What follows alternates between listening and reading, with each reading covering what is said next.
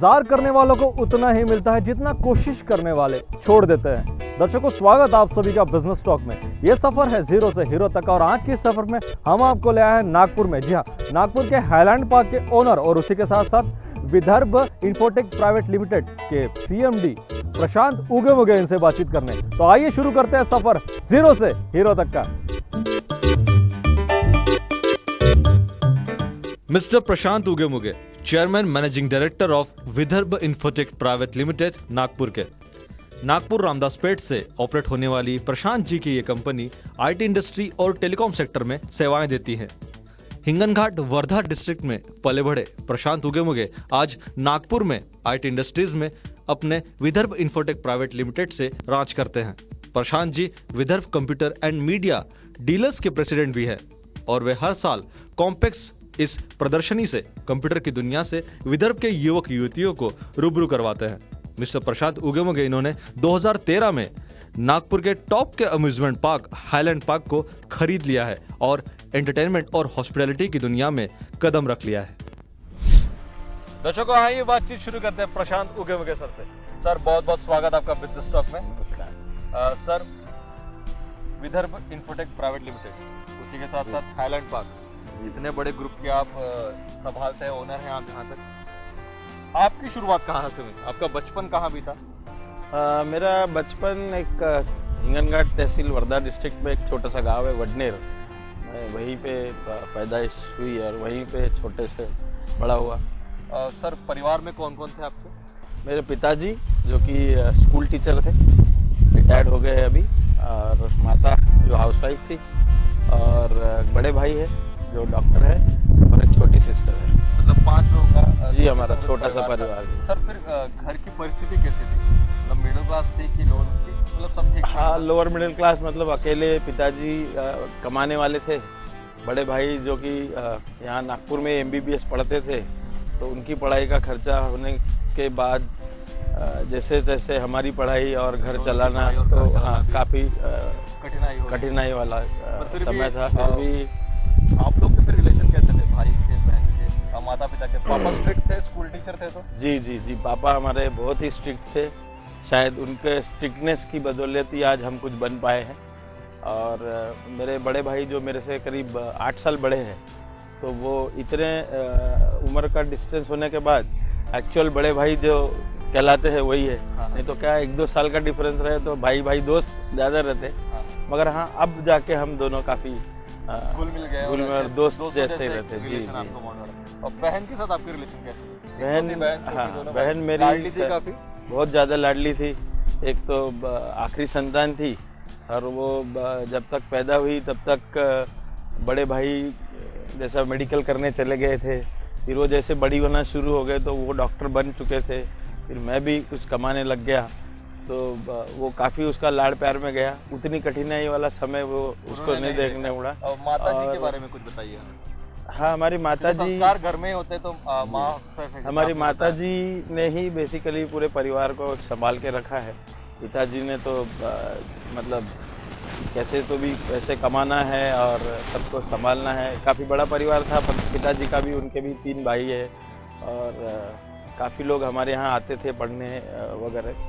तो माता जी वो भी पहले टीचर थी, मगर हमारे अच्छा लालन पालन हो सके, परवरिश हो सके, इसके लिए उन्होंने जॉब छोड़ दी। और फिर वो हमारी तरफ ही पूरा ध्यान देती थी। और आज भी मुझे बचपन में माँ ने कई किस्से, कई कहानियों से जो सीख दी है, वो आज भी ज़िंदगी में मेरे लिए काम आती है और काफ़ी इंस्पायरिंग है वो। हाँ सर, एजुकेशन फिर आपका हिंगनघाट में हुआ? जी, गाँव में हुआ? मेरा 10वीं तक वडनेर में ही हुआ, गांव में, और 11वीं 12वीं फिर हिंगनघाट जो तहसील प्लेस थी, वहाँ से 20 किलोमीटर है हमारे गांव से। फिर ग्रेजुएशन किस में किया आपने? मैंने फिर 2000 जैसे कि 1988 में मेरा 12th हो गया। उसके बाद कॉलेज ऑफ इंजीनियरिंग पूसद में मैंने इलेक्ट्रॉनिक्स एंड टेलीकम्युनिकेशन में एडमिशन। भाई को आपने पढ़ते हुए बाहर देखा था, तो आपने भी ये ठान लिया था कि मुझे भी बाहर ही जाना है? विप्लव जी, ठानने की तो बात ही नहीं थी, वैसे मतलब ऑप्शन ही नहीं था। और ये था बचपन से ही कि हमारे मामा इंजीनियर थे, वो इरिगेशन डिपार्टमेंट में थे, तो बचपन से था कि हमको इंजीनियर बनना है। एक भाई डॉक्टर, एक भाई इंजीनियर। तब इंजीनियर बनना एक बड़ी शान की बात होती थी। और इंजीनियर बन के अपने फैमिली के लिए, अपने सोसाइटी के लिए कुछ करना है, ये बचपन से ही दिमाग में एक डाल चुके थे, सपना था। चुके थे एक प्रकार जी, से, ये तो बनना ही है, यही करना है आगे जाके। फिर सर आप पूसद गए, वहाँ इंजीनियरिंग की, फिर दो भाइयों का खर्चा हो पा रहा था घर में कैसे? नहीं, तब तक मैनेज भाई कैसे? तो डॉक्टर बन गए थे जब तक हम इंजीनियरिंग में दाखिला लिए। तो पिताजी जितना भी हो सकता था घर से पैसे भेजते थे, और मैंने भी फिर इंजीनियरिंग करते करते फोटोग्राफी शुरू कर दी वहीं पर कॉलेज में। हाँ, मेस चलाते थे। तो इस तरह से एक, एक्स्ट्रा अर्निंग थोड़ी बहुत हाँ मतलब थर्ड ईयर के बाद, या कॉलेज की फोटोग्राफी करता था तो थर्ड ईयर के बाद तो ज़्यादातर घर से पैसे मंगाने की ज़रूरत नहीं पड़ी। मतलब एक अर्निंग आपकी शुरू होती जी, है जी। कुछ दूसरे तरीकों से भी। जी जी। सर फिर आप काम करते करते कमा रहे थे और एजुकेशन भी चालू हो रहा था, फिर इंजीनियरिंग के बाद आपने क्या किया? इंजीनियरिंग के बाद जैसे कि हर छोटे गांव से आए हुए लड़के का सपना रहता है कि मैं बॉम्बे जाऊँ, मुंबई जाऊँ, वहाँ कुछ जॉब करूँ। सपनों की नगरी मुंबई, जी जहाँ जी। जाने का तो सपना मैंने हर भी कोई मुंबई सजता है। में जॉब लिया। उस वक्त सेल्यूलर इंडस्ट्री जस्ट इंडिया में आ रही थी, तो भारतीय सेल्यूलर का मोबाइल कंपनी का ऑफिस चालू हुआ। जी, तो मैंने उसमें जॉब लिया, मगर 6 महीना 8 महीना बॉम्बे में जॉब करने के बाद ऐसा पता लगा कि बहुत मुश्किल लाइफ है वहाँ की, हार्ड एंड फास्ट लाइफ है सर, हाँ। दौड़ भाग वाली जिंदगी। और उतनी मुश्किल लाइफ मुझे सूट नहीं कर रही थी। तो मैंने फिर सोचा कि ना नागपुर जाए। तो नागपुर में मेरे कुछ मित्र लोग थे यहाँ पे जो कुछ ऐसा बिजनेस करते थे, तो उनके साथ मैंने बिजनेस शुरू किया छोटा सा। सर फिर आपके वो पूसद के दोस्त हैं कि यहाँ अपने इंगंगाड़ के दोस्त थे, कहाँ के दोस्त थे जिन्होंने आपके साथ मिलकर नहीं, एक वो व्यवसाय मतलब वो लोग शेगांव इंजीनियरिंग कॉलेज से इंजीनियरिंग करते थे। इंजीनियरिंग करते करते कभी यूनिवर्सिटी में इधर उधर मुलाकात हुई थी, ऐसे दोस्त थे उनको। और वो नागपुर में ऑलरेडी कुछ करना चाह रहे थे, तो मैं भी उनके साथ ज्वाइन कर लिया। तो आपने भी सिल्वर इंडस्ट्री आप काम कर चुके थे, इसलिए आपने वही चुना? नहीं, एक सेल्स और मार्केटिंग मेरा पैशन था पहले से ही। और मुझे लगता था कि मैं सेल्स बहुत अच्छी तरह से कर सकता हूँ, और बेचने का जी। मुझे तरीके पता है, जी, मैं कहाँ जी, करना वो आपने खुद को पहचान लिया था, ऐसा कह जी सकते हैं। जी। हाँ। तो फिर आपने नागपुर आए, आपने किस नाम से शुरू करा और क्या करते थे उसमें? वो डेटा लाइन बिजनेस सिस्टम में एक छोटी सी फर्म थी रामदासपेट में। हम लोग तब भारतीय सेल्यूलर के फैक्स मशीन्स वगैरह बॉम्बे से लाते थे, पार्ट्स कंप्यूटर के बॉम्बे से लाके वो बेचते थे, और इस तरह से साल भर किया। मगर वो क्या बोलते हैं ना, जब आपको तजुर्बा नहीं हो तो कम से कम आपके पास कोई मेंटर होना चाहिए। तो हमारे पास तो वो भी नहीं था, हम सब गैर तजुर्बेकार लोग थे। तो मुझे लगा कि ये गाड़ी इस तरह से चलती रहेगी तो एक स्टेबिलिटी भी ज़रूरी थी लाइफ में, क्योंकि हमारा कोई बैकग्राउंड तो ऐसा नहीं था कि कहीं से भी बैकग्राउंड नहीं था, फेल होके आ गए तो पिताजी की संभाल गद्दी लेंगे, ऐसा संभालना भी है, तो कुछ था नहीं। तो फिर 94 में वापस मैंने जॉब ज्वाइन किया नागपुर में प्राइवेट लिमिटेड फर्म में। वो लोग टेलीकम्युनिकेशन और कंप्यूटर का काम करते थे। वहाँ एज इन आप किस पोस्ट पर थे? मैंने वहाँ सेल्स एग्जीक्यूटिव से चालू की थी, और 99 तक मैं उस कंपनी में था, करीब 5 साल। तो 5 साल आपने टेलीकॉम कंपनी में ही सेल्स हाँ, में हाँ, पूरा अपना हाँ। एक वहाँ का career मैं किया। इंचार्ज था सेल्स का। मतलब 99 में तो जब वहाँ सारी बारीकी आप सीख गए होंगे जी, कि अभी जी। इंडस्ट्री कैसे खड़ी जी, होती है, जी। किस प्रकार से खुद की कंपनी हाँ, में मतलब मैं डायरेक्टर बन गया था 99 में उस कंपनी में। तो मतलब वो कंपनी में मेरी ग्रोथ भी बहुत अच्छी थी, और एक्सपीरियंस काफ़ी आ गया था। इंडस्ट्री में भी काफ़ी जान पहचान हो गई थी। शहर, नागपुर के आजू बाजू का मार्केट में भी एक रेपुटेशन बन गई थी। तो 99 में मुझे ऐसा लगा कि अब अपना खुद का बिजनेस करना चाहिए। तो मैंने Vidarbha infotech private limited. Sir इसी नोट पर एक छोटा सा ब्रेक लेंगे और जानेंगे विदर्भ में कैसे आगे बढ़ा और कैसे शुरुआत हुई। एक छोटे से ब्रेक। दर्शकों कहीं जाइएगा मत, प्रशांत उगे इनसे जानेंगे Vidarbha infotech private limited company की शुरुआत कैसे हुई, मगर एक छोटे से ब्रेक के बाद। शुरुआत फिर क्लाइंट्स, पहले क्लाइंट्स कौन से थे आपके? अब विप्लव जी, शुरुआत में तो कैपिटल कुछ नहीं था, हम तो जॉब करने वाले लोग हाँ, थे। हाँ, तो ब्रेक के बाद आप सभी दर्शकों का स्वागत। हम बातचीत कर रहे हैं विदर्भ इन्फोटेक प्राइवेट लिमिटेड के सीएमडी और उसी के साथ साथ हाईलैंड पार्क के सीएमडी प्रशांत उगे से। सर, ब्रेक पे जाने से पहले आपने हमें बताया था कि किस प्रकार से अच्छा खासा एक्सपीरियंस आप टेलीकॉम इंडस्ट्री का ले चुके थे सेल्स एंड सर्विसेज में, और फिर आपने 1999 में खुद की एक कंपनी की शुरुआत करने का आपने सोच लिया था। तो उसकी शुरुआत मुझे बताइए कैसे हुई? जी, जैसा 99 तक हम जिस कंपनी में काम करते थे वहाँ पे कंप्यूटर्स और टेलीकम्युनिकेशन के 2 सेगमेंट थे। 2 हिस्से थे उसके। मैं बेसिकली टेलीकॉम को हेड करता था, मेरे साथ एक 5-6 लड़कों की टीम थी। तो फिर वो कंपनी एक्चुअली कंप्यूटर्स में ज़्यादा कंसंट्रेट करना चाहती थी, तो टेलीकॉम में भी बिज़नेस में बहुत ग्रोथ था। तो हमको ऐसा लगा, मुझे ऐसा लगा कि क्यों ना अपनी एक टेलीकॉम कंपनी शुरू की जाए। और फिर मैंने वो 6 लड़कों को साथ में लिया जो मेरे पास ही काम करते थे, और फिर उस तरह से मैंने रामदासपेट में उसको कुछ कमर्शियल कॉम्प्लेक्स में, जहाँ अभी भी हमारी ऑफिस है, वहीं से एक छोटी सी दुकान किराए से लेकर ये काम शुरू किया। तो फिर सर तब टोटल एम्प्लॉयज़ आप और वो 5-6 बच्चे थे जी। शुरुआत। फिर पहले क्लाइंट्स कौन से थे आपके? अब विप्लव जी, शुरुआत में तो कैपिटल कुछ नहीं था, हम तो जॉब करने वाले लोग थे। तो मुझे याद है मेरे पिताजी से और मेरे ससुर जी से मैंने 40-40 हज़ार रुपये कुछ पूंजी मदद उधार मांगे, लिए लोन थे, मांगे। हाँ। कैपिटल। और 80 हज़ार रुपये से मैंने ये बिज़नेस शुरू किया था। जैसे कि 95 में मेरी शादी हो चुकी थी, तो 3-4 साल बाद शादी के बाद मुझे मेरी वाइफ ने भी सपोर्ट किया। नहीं तो उस वक्त 2099-2000 में 25-30 हज़ार रुपये महीने की नौकरी छोड़ के बिजनेस में आने के लिए मुझे लगा नहीं था कि मेरी फैमिली मतलब सपोर्ट करेगी आपको। हाँ, मेरी वाइफ वो रिस्क लेने देगी। बट उसने मुझे वो करने में पूरा सपोर्ट हिम्मत दी आपको कि आप कर सकते हैं। सर फिर आप एक टेलीकॉम सेक्टर में आ चुके थे, सेल्स आप खुद ही संभालते थे? जी, सेल्स मार्केटिंग मेरा शुरू से ही पैशन रहा है। आपने MBA भी किया है उसमें। सर फिर आपकी सर्विसेज मेन क्या थी उस वक्त 1999-2000 के बाद? क्या चेंजेस आ रही थी? ये टेलीकॉम में फैक्स मशीन, PBX, जिसको भी इंटरकॉम सिस्टम और जेरॉक्स मशीन, ऐसे जो ऑफिस ऑटोमेशन प्रोडक्ट्स हैं उनमें सर्विस ओरिएंटेशन बहुत होता था। और क्योंकि हम सारे इंजीनियर्स थे और हमारे पास एक एक्सपीरियंस था, और करीब उस वक्त हमारे 200 से 250 क्लाइंट्स थे जो जानते थे हमारी सर्विसेज के बारे में। तो हमारा कस्टमर बेस और हमारी रेपुटेशन जो थी सर्विस की, वो हमारी मेन पूंजी थी बिजनेस की, और वहाँ से हमने शुरू किया। मतलब कस्टमर का ट्रस्ट आप सर्विसिंग से ही, जहाँ तक सेल्स और सर्विसिंग से जीत रहे थे, उससे आपका क्लाइंट बेस भी बढ़ता जा रहा था। तो सर फिर जैसे मोबाइल्स में क्रांति आ रही थी, हर बार नए नए अपग्रेड्स आ रहे थे, तो फिर कस्टमर तक लुभाने के लिए क्या आप कुछ नया ऑफर्स लेके भी आते थे और अपार्ट फ्रॉम द कंपनी? नहीं, हम ऐसे बहुत ज़्यादा मार्केटिंग के ऑफर्स या ऐसे तो नहीं करते थे, क्योंकि हमको भरोसा था कि हमारी जो सर्विस की रेपुटेशन है, इसके ऊपर से सर्विस ओरिएंटेड क्लाइंट जो है वो हमारे पास ही आएगा, हमको छोड़ के और किसी के पास नहीं जाएगा, वो उसके पास जाएगा नहीं।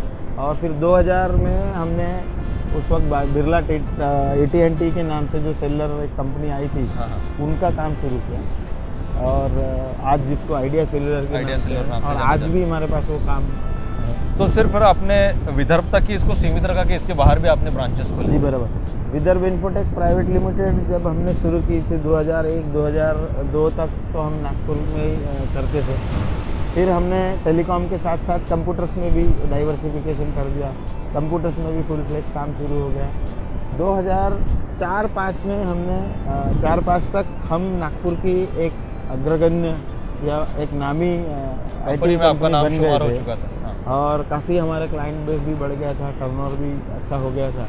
तो फिर हमने 2004-05 में नागपुर और मुंबई 2 जगह HP कंपनी का एक रिटेल बिजनेस चालू किया, रिटेल स्टोर चालू किया, जिसमें लैपटॉप्स, सारी चीज़ें, कंप्यूटर्स, मॉनिटर सभी एक जगह मिलेंगे, HP के सारे प्रोडक्ट। हाँ। तो उसकी शुरुआत नागपुर में आपने कहाँ की? रामदासपेट। और फिर मुंबई में वैसे शोरूम? मतलब जो 99 से हमने सफ़र शुरू किया था पुष्पकुंज बिल्डिंग में छोटे से शॉप से, तो 2001-2002 तक हमने वहाँ पे खुद की मालकियत की एक जगह खरीद ली थी। सर फिर अच्छा खासा टेलीकॉम इंडस्ट्री बूम हो रहा था, तो फिर आपने एक और ऑफिस मुंबई में शुरू किया जैसे आपने बताया। फिर क्या अपग्रेड का आपने सिर्फ इसी दायरे में आपने किया खुद को कि HP और टेलीकॉम की, उसके बाहर भी आपने कुछ काम किया सॉफ्टवेयर में, जैसे कुछ जैसे आपका नाम भी शुरू हुआ? 2004-05 के बाद में ये हो गया इंडिया में कि अब रिटेल जो है उसमें सैचुरेशन आने लग गया, क्योंकि और बहुत सी कंपनियां आ चुकी थी, और बहुत से गैजेट्स आ गए, लोगों की डिपेंडेंसी कंप्यूटर पे से कम होके जैसे mobile phone, handheld devices, smartphone इसमें चली गए। तो हमने 2006-07 में रीथिंक किया बिजनेस को, और ये सोचा कि अब फ्यूचर सॉल्यूशंस में है। तो 2005-6 के बाद मतलब एक 3-4 साल के बाद हमने रिटेल को थोड़ा एक साइड से कम कॉन्सेंट्रेट किया और टेलीकॉम को धीरे धीरे बंद कर दिया। जो EPBX फैक्स मशीन्स वो होते थे, सेलुलर हमने शुरू रखा और अपने आप को IT सॉल्यूशंस में ये किया। तो जिसमें 2007 में हमने नागपुर म्यूनिसिपल कॉरपोरेशन का ऑक्ट्रा है, जो पहले एक मैन्युअली होता था और काफ़ी कियोस्क रहता था, वो एक पूरा सिस्टम उनको बना के दिया कि सॉफ्टवेयर टोटली कैसे रन होगा, नेटवर्क और शहर के जितने आजू बाजू में नाका है, चेक पोस्ट है, उनको कनेक्ट करके एक ऑनलाइन सिस्टम चालू की, जिससे उनका वर्किंग और उनके रेवेन्यू में भी बहुत फर्क पड़ा। तो ये 2007 में हमको एक तरह से एक नई लाइन मिल गई कि हम इस क्षेत्र में भी जा सकते हैं, एक सॉफ्टवेयर सॉल्यूशंस दे सकते हैं, NMCs को या फिर बड़े कॉर्पोरेट क्लाइंट्स को भी दे सकते हैं, और जिसमें हमारा नाम अच्छा होगा। और उसी की बदौलत फिर हमको 2009-10 में ठाणे म्यूनिसिपल कॉरपोरेशन का भी ऑक्ट्रा कंप्यूटराइजेशन का काम मिला। तो ये 2 बड़े प्रोजेक्ट आपको मिल चुके थे NMCs के, तो उससे एक अच्छा हुआ। तो फिर ठाणे में क्या नयापन आपको करने मिला कंपनी को? नयापन मतलब वो जो हमने नागपुर में एक्सपीरियंस लिया था, तो नागपुर से बड़ा काम था ठाणे, तो वो एक्सपीरियंस हमारा काम आया। और वहाँ पे पिक्युलरिटी बहुत ज़्यादा थी, एक दूसरे नाके के एक दूसरे की डिस्टेंस ज़्यादा है वगैरह वगैरह। तो ये सारा एक्सपीरियंस हमने किया, वो कॉरपोरेशन का भी एक्सपीरियंस बहुत अच्छा है। और उसी के चलते फिर ठाणे और नागपुर के कारण हमारा नाम ऐसा इस्टेब्लिश हो गया था कि हम क्रिटिकल IT सॉल्यूशन जिसको बोलते हैं, जैसे कि ऑक्ट्रा के चेक पोस्ट में 2 मिनट भी बंद नहीं हो सकती सिस्टम। तो फिर हमको 2011-12 में बहुत बड़ा ब्रेक मिला। बृहन्मुंबई महानगर पालिका, जो कि अपने देश की सबसे बड़ी आर्थिक राजधानी है देश की मुंबई, और बहुत बड़ा उनका टर्नओवर भी है ऑक्ट्रा का। जहाँ तक मतलब ऐसा है, मैं आपको बताऊं कि BMC का सालाना बजट होता है करीब 24,000-25,000 करोड़ का, जो कि हमारे देश के 18 स्टेट से ज़्यादा है। पंजाब हरियाणा का 5,000 करोड़ के आसपास है पूरे स्टेट का, तो मुंबई का खुद 24,000 करोड़ का है। तो वो वहाँ का ऑक्ट्रा कलेक्शन करीब 8,000 करोड़ का उनका कलेक्शन है। तो वो करीब 60 लोकेशन पे अलग अलग हमारा काम चलता है, और वो एक बहुत ही कॉम्पिटिटिव, बहुत ही चैलेंजिंग प्रोजेक्ट था। तो सर फिर आप अभी ऑक्ट्रा इसमें जा चुके हैं, सॉल्यूशंस में आ चुके हैं, तो फिर वापस नागपुर विदर्भ के लिए फिर आपने कुछ नया करने का सोचा है? फिर हाँ, इसी के चलते हमारी Nagpur municipal corporation, Nagpur improvement trust, इनके साथ काफ़ी काम होते थे हमारे। तो नागपुर इम्प्रूवमेंट ट्रस्ट के जो चेयरमैन हैं दराड़े साहब, हाँ, उन्होंने हमको बताया कि एक NIT यहाँ पे IT प्रोजेक्ट बनाना चाहती है, और उनके जो टेंडर हो रहा था उसमें रिस्पांस नहीं आ रहा था। तो हमने वो टेंडर भरा। और गायत्री नगर में, जहाँ पे MIDC का IT पार्क है, वहाँ पे एक बहुत बड़ा IT पार्क का निर्माण अभी 1 साल आप दोनों कोलैबोरेशन में कर रहे हैं। तो कितने स्क्वायर फीट का होगा वो? कुछ वो करीब 3.5 लाख स्क्वायर फीट का प्रोजेक्ट होगा, जिसमें 20 से 25 नागपुर की, बाहर की, देशी विदेशी कंपनी, IT सॉल्यूशंस की सारी कंपनी आएगी, और करीब 1500 से 2000 लोगों को वहाँ रोजगार मिलेगा। और बहुत बहुत शुभकामनाएं आपको उस प्रोजेक्ट के लिए भी। सर अभी टर्नओवर कितना है सर आपकी कंपनी का? हमारी कंपनी का टर्नओवर अभी, क्योंकि बेसिकली सर्विस इंडस्ट्री में है, 30 करोड़ का टर्नओवर। और कितने लोगों को रोजगार आप दे चुके हैं इसके तहत? मुंबई, नागपुर, ठाणे मिला के करीब 1100 लोग हमारे यहाँ काम करते हैं। सर इसी नोट पर एक ब्रेक लेंगे और जानेंगे हाईलैंड पर आप